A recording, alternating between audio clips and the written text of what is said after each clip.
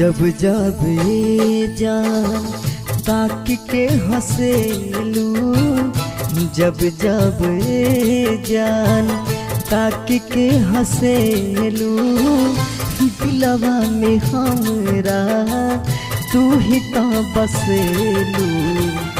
जब जब ये जान ताक के हंसेलू, दिलवा में हमरा तू ही तो बसेलू। जब जब ये जान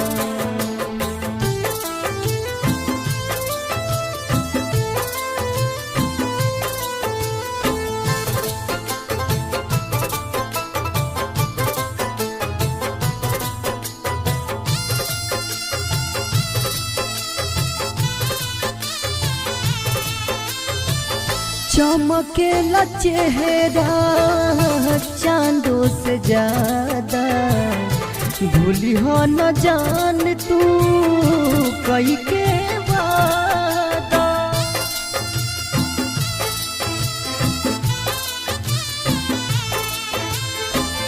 हमारो तोहरे से लागल लगान हो, मानल हन तोहके अपन सजान हो।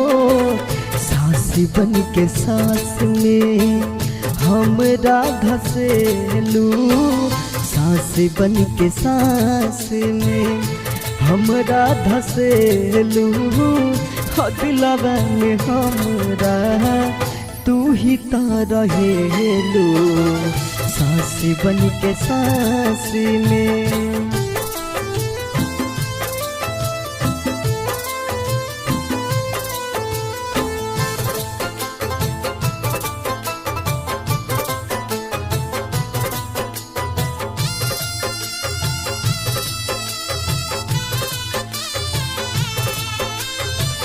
ऐसके है यादियन से जई हो न दूर हो, चाहे तू के तनो रही हो मजबूर हो।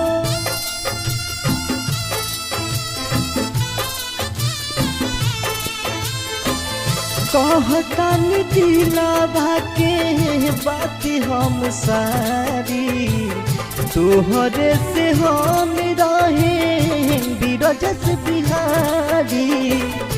तिरछी नजरिया से जब तू तकेलू, तिरछी नजरिया से जब तू तकेलू, दिलवा में हमरा तू ही तो बसेलू।